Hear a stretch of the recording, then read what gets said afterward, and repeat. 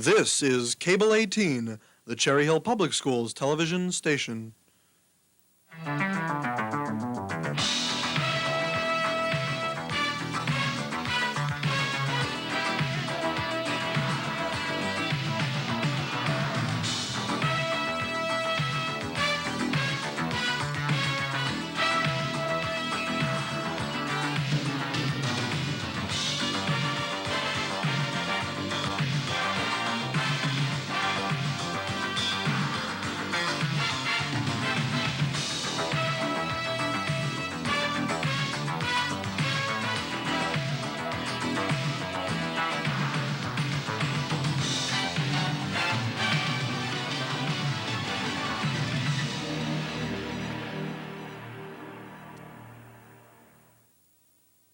Good evening and welcome to the West Report. I'm Stephanie Gaziak. And I'm Charles Hayo. Last Saturday, the 4th annual Camden County Programming Contest was held at Camden County College. Cherry Hill West computer programming team took first place. The 6 members of the team are Jim Fan, Mark Feynman, Darlene Geller, Stacy Kleiner, Sean O'Mullen, and Mike Pappas. Congratulations also to Jim Fan, who took first place in the individual awards. Members of the Camden County Board of Elections were at West yesterday, registering students who will be 18 before the next election.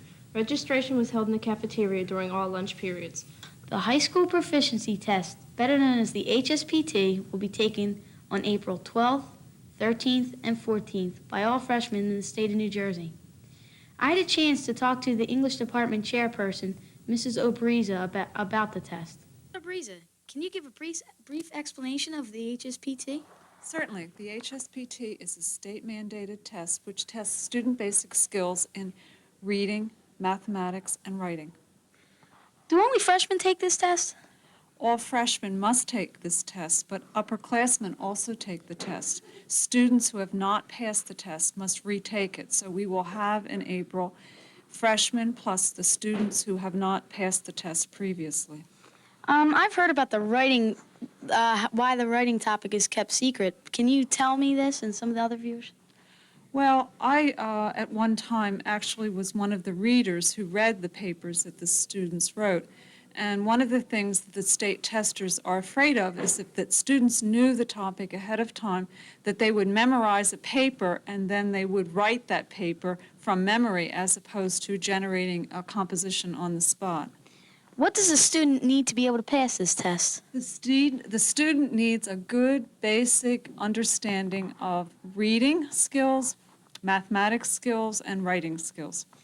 What happens if you do not pass the test? If you do not pass the test, then you have to take the test over again. The test is required for graduation, so it's imperative that students pass the test, and of course the earlier that they pass the test, the better it is for them.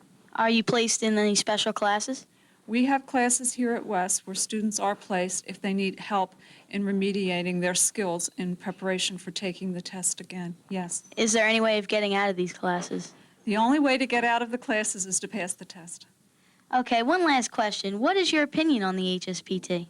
The test, I think, is a fair measurement of student skills in the areas which I mentioned. Thank you very much, Mrs. Obriza. You're welcome. Nicole, the winter sports season's officially over. How did it turn out?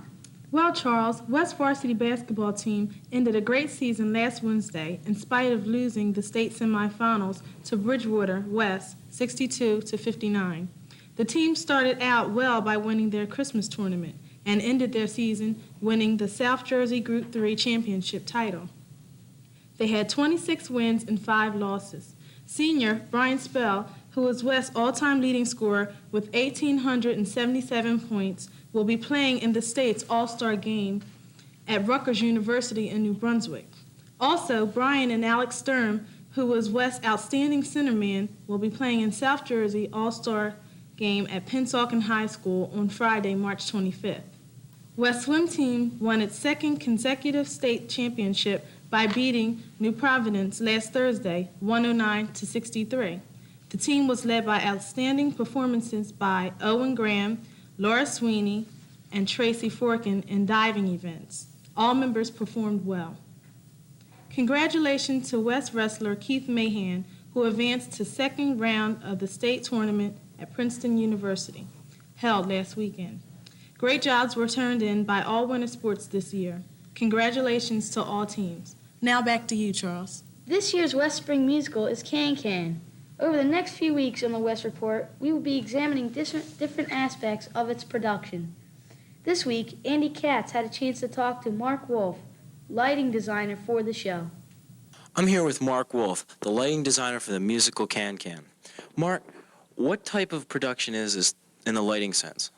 Well, it's a musical production, Andy. That means you don't have to worry as much about realism, just a lot of bright lights, a lot of dance scenes. Okay, how many people do you have working on your lighting crew for the musical? Well, I'm lighting designer and lighting director. I have someone who's called a master electrician who hangs and aims all the lights, and someone to operate the board here. Under that, there's about 5 people in charge of helping them. There will be spotlight operators, and it's a big production to light a show of this size. Is there more help this year than in previous shows? Yeah, this year we seem to have it together pretty well. It'll be very good lighting this year. Okay, excuse me. All right, in previous shows, do you find that this show will probably be more difficult, less difficult? I know the aspect, or, you just said bright lights, but is this going to be more or less difficult? Well, each show is its own thing. Each show has its different qualities. It's a musical. It's similar to last year's in that you have set things that you have to design for a musical. I just finished the show Tangled Snarl. That was totally different. By the way, I won Best Lighting Design for that. That was totally different than anything I had ever done before. Okay, let's talk about some of your past things. You've done other musicals for 4 years now. Is your 4th year as in lighting for a musical, or? It's my 2nd year as designer. I've worked at Glassboro State College. I've done lighting for the Beastie Boys, Paul Young, Big Etzel. I've worked at Society Hill Playhouse in Philadelphia. I do freelance work for Atlantic City Stage and Lighting Company. I recently won Best Lighting Design Award for the Tangled Snarl on One Axe. This is my 2nd musical I'm designing. Okay, thank you very much for your time, Mark. This is Andy Katz for Cable 18. West School Store is sponsoring a clean sweep sweat sale. Selected hooded sweatshirts and sweatpants are now reduced. Stop by the school store and check out this sale. The school store is open before school and during 6th period lunch. Instead of going to the public library, why not use your high school library? On Tuesday, March 22nd and Tuesday, April 4th, Cherry Hill High School West Library will be open from 6:30 to 8:30 p.m. Students will have the opportunity to use the high school library for their research and reference needs. The hours are early enough so students can take advantage of this unique opportunity. Students will need their high school library ID card to enter the library. Let's make this pilot program a success. Next Wednesday evening here on Cable 18, the next installment of the Guidance Show will air at 7:30. The live call-in program is titled Growing Up in Today's World. Viewers will be able to ask questions of a guest panel including Camden County Prosecutor Samuel Asbell, who will represent the legal system. So plan to tune in to the Guidance Show next Wednesday evening at 7:30. Stay tuned tonight on Cable 18 for a live presentation of Homework Helper after the junior school news. Thank you for watching the West Report. Please tune in next week at the same time. Good night. Good night.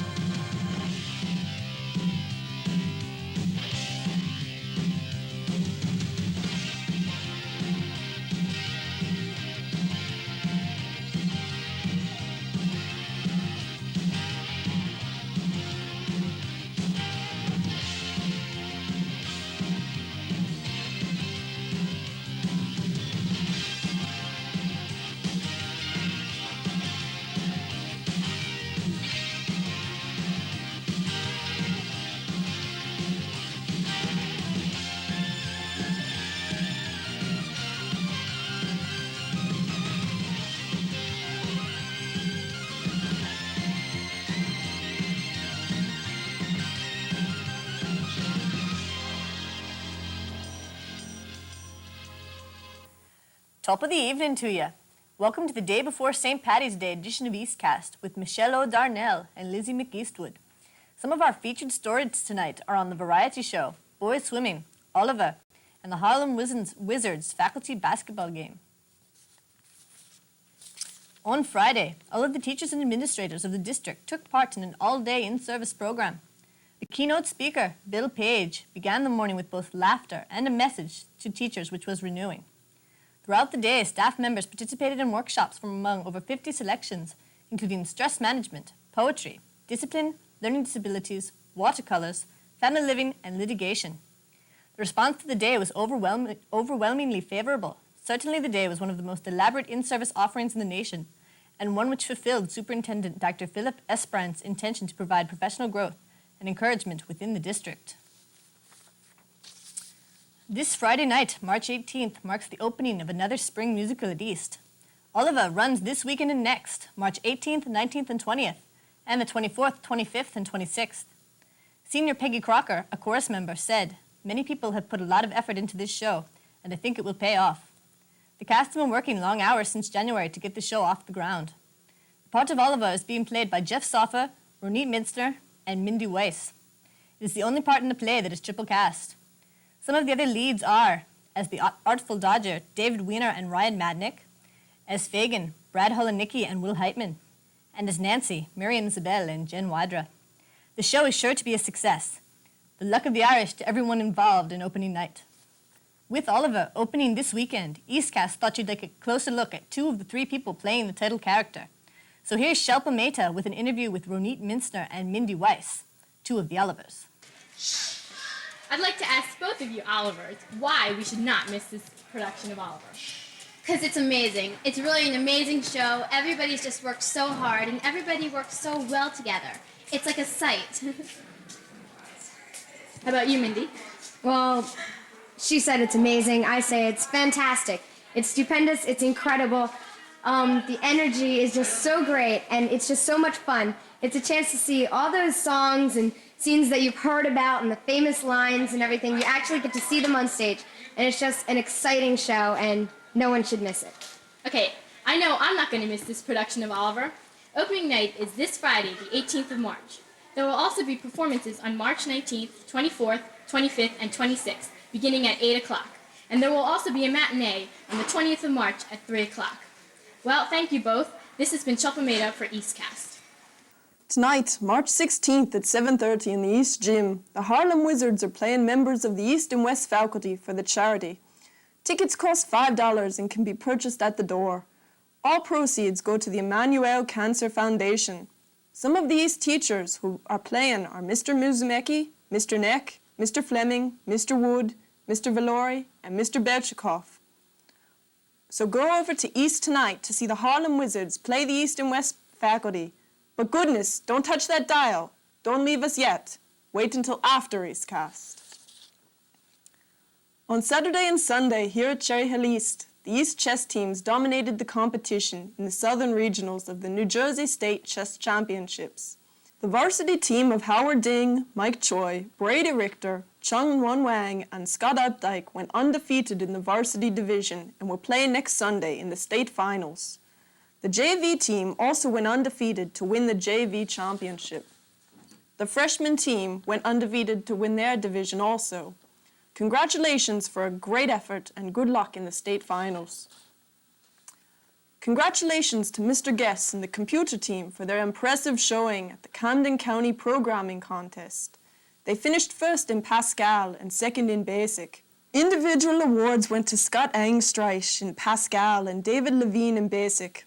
Their next competition is the South Jersey Regionals, and again, the luck of the Irish be with you. Last Saturday, March 16th, an important annual event was held at East, the Sophomore Cotillion. Held in Cafeteria 1, it ran from 7:30 to 11. The theme this year was Saturday in the Park. Many hours were spent by the sophomores preparing for this night. One of the highlights of the evening was the sophomores getting their class rings. The chairpeople were Melanie Santos and Sandy Gallman. The cafeteria came to life with park benches, trees, and even the skyline of New York City. People who attended said that the decorations were fantastic. Everyone involved had a great time. It will be a tough act for next year's sophomores to follow. Winners in the NJCTE writing contest have been announced, and again East has more than its share of winners. Seniors Jason Alexander and Agnes Kang were both won third place in the poetry portfolio and single poem entry categories. Christy Lenehan, a junior, also received an honorable mention in the poetry category. In the original category, Scott Angstreich and David Levine were both commended for special merit. Other talented East writers who made it to the final round were Jen Friedman, Manish Butte, Louis Lazaro, and Karen Ehrlich. Congratulations to everyone for a job well done. On Monday, Ms. Beck presented the winners with their certificates from NJCTE and autographed copies of Paula Danzinger's books presented by NJCTE and the East English Department. Ms. Danzinger congratulated the students in her inscriptions and encouraged them to continue writing and urged their teachers, Mr. Matthew Carr, Mrs. June Statmore, and Ms. Peggy Beck, to continue to encourage student writing. Special thanks to Mrs. Kathy Carpenter and Mr. Matthew Carr, who assisted Ms. Beck with the first round judging of the drama category. On March 4th, each sponsored the final judging round, which was judged by teachers of districts with no student participants. Mr. John Kendall of Rutgers Prep, coordinator of the NJCTE writing program, and Miss Peggy Beck of East conducted the judging of writing grades K through 12. Over 660 entries were submitted. East is very proud to have had 5 winners for the contest. On Wednesday, March 9th, the East Humanities class run by Dr. Solomon and Mr. Schnell went on its first overnight field trip to Washington, D.C. to visit the Asian embassies to aid them in their studies. We talked with the class about their trip, and here's what seniors Tim Murtzak and Tracy Sherman had to say about the experience. Tim, which embassy did you go to? Well, Michelle, I went to the Korean embassy, and I found the hospitality was excellent. They treated us royally and really friendly people, and we learned a lot about their nation. We know that the Olympics are coming there, and it's just really an educational trip. And we also visited the sites while we were on our trip, and I went to the Museum of Art and the Vietnam Memorial, very touching memento, and I really had an excellent time and very educational trip. And I'd like to say hi, Mom. Were they very open to your questions at the Korean embassy? Yes, at first we weren't really sure what to ask, and they weren't sure what to answer, but after a while we broke it open and we learned a lot about, colleges and just a whole bunch of questions that really helped us. Sounds great. And Tracy, which embassy did you go to? I visited the Chinese embassy. And how was your response there? They were very friendly. They only took us in one room of the embassy, and they explained all their paintings and showed many of the sights of China. And they also gave a question-answer session, which really answered any question we had. So you learned a lot from the trip? Yeah. And did you see any of the other sites in Washington? Yeah, we visited the Smithsonian, the National Gallery, Washington Monument. Okay. This has been Michelle Darnell with Tim Murtzak and Tracy Sherman talking about the Washington, D.C. trip for EastCast. On February 12, 1988, Jason Mollica visited New York and interviewed Mr. Arthur Lyman, Chief Counsel for the Senate Select Committee to the Iran-Contra affair. Here's a clip from Jason's interview. First of all, where did you attend high school and college? I attended high school in Lawrence High School in Long Island, and I attended college at Harvard College. When did you decide to become an attorney? When I was in the last year of college.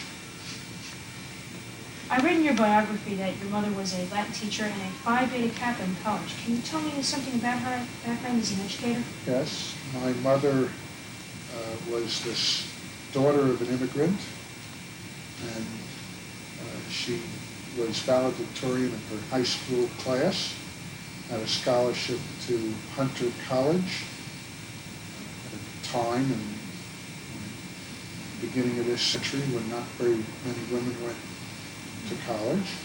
And then after college, she became a Latin teacher, and she was a Latin teacher until she gave birth to my sister and me, and then she taught Latin part-time. Is your experience in the U.S. Attorney's Office a good training ground for a young lawyer? Well, you learn to be a tough prosecutor. You'll have to make the judgment whether or not I was tough enough. Okay. In 1987, you were chosen by Senator Daniel Inouye of Hawaii as chief counsel for the Senate Committee on the investigation into secret military assistance to Iran. Of all the people you questioned, who was the toughest to question? I guess that Colonel North was the most difficult. You would expect that answer because he had a uniform, he was decked out with medals, and he had enormous popular support. And so if you appeared to be tough toward him, you would be criticized. And so it was difficult to examine Colonel. In closing, Mr. Lyman, I would like to thank you on behalf of Cherry High School East for this interview. Well, let me tell you that I've been interviewed by many people, but this is one of the best interviews I've had. Thank you. Thank you. This has been Jason Malika from New York, and now back to Cherry Hill and EastCast. On Thursday, the musicality of poetry was even more apparent when the Madrigals sang a modern magical interpretation of Ralph Waldo Emerson's poem, The Rhodora, from Miss Beck's junior honors class. Larry Zazzo and David Zernick arranged with their conductor, Mrs. Lois Wilson, and with fellow madrigals to perform. Joining Larry and David were Miriam Zabel, Eric Ascalon, Jason Fiabani, Mila Traxic, Lisa Anderson, and Stephanie Reisman. Thanks for making the words of Emerson even more alive. In sports. Saturday at the Boys Swimming State Individual Championships, several members of the East Boys team swam their way to victory. Shane Moore came in first place in the breaststroke, while Bill Fulton came in second in the 100-meter free and placed in the top 6 in the 200 free. Senior Jack Wright placed 7th in the 200 free and swam a time that was his personal best to finish in the top 6 of the 500-meter. Pat Mead and Perry Wasserloff each placed in the top 6 of the back and breast events respectively. These swimmers teamed with Derek Sang in the relay events to break the school records in the IM. And both the free and IM relays qualified to compete in the high school All-American meet. On the diving front, John Arcoli placed 6th and 1st in South Jersey. Congratulations to everyone and good luck at All-American. Congratulations to Greg Casamento, senior wrestler who won the 189-pound state championships. He is only the second wrestler in East history to win a state championship. He is also the only undefeated wrestler in East history. Goshen Bigora, with a record of 33-0. He now holds the school record for wins in a season with 33, for wins in a career with 79, and for most pins in a season and career with 18 and 30 respectively. So just remember, if you meet Greg in a dark alley, don't mess with him. Tonight, be sure to tune in for live homework helper in math. So that's all for the day before St. Paddy's Day edition of EastCast. Our thanks to Miss Peggy O'Beck, a good Irish lassie and our advisor, Mr. Gordon O'Hampson, our cameraman, and Jeff O'Con. So for Lizzie McEastwood and Michelle O'Darnell, take the time to enjoy St. Paddy's Day. Go pick some shamrocks, kiss the Blarney Stone, and Goshen Bigor read some James Joyce. And we leave you on the road with the Irish Ophelia. Good night, Ophelia.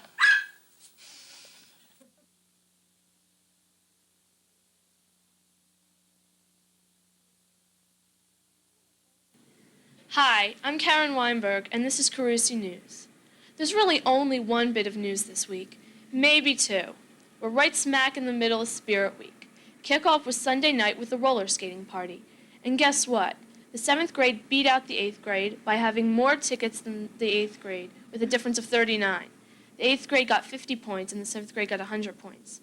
But it didn't matter because the 8th grade came back on Monday morning, winning all of Monday's activities. Family Feud, Carusi Pyramid, Jeopardy, and the display case. Well, if you were on a diet, the cafeteria was not the place to be on Tuesday morning. Students brought in beautifully decorated cakes for the cake decorating contest. Other contests on Tuesday were the Sunshine Fun Collection, Sweatshirt Dress Up, the foul shooting contest, and Wheel of Fortune. As you can see, as of this taping, we're observing Sweatshirt Day. For the next few shows, we'll be airing excerpts of this week's Spirit Week. And finally, on April 27th, we'll show our special half-an-hour Spirit Week show. Well, we just can't end this week's show without mentioning a little something about St. Patrick's Day. All the McInernys have graduated from Carusi, and therefore we have no one to give our special St. Patrick's Day salute. But this year we have something a little different, and I'm sure you'll like it. So I'll say goodnight now for the entire Carusi staff and let you sit back and enjoy the fine Irish music of Barbara Nolan and her harp.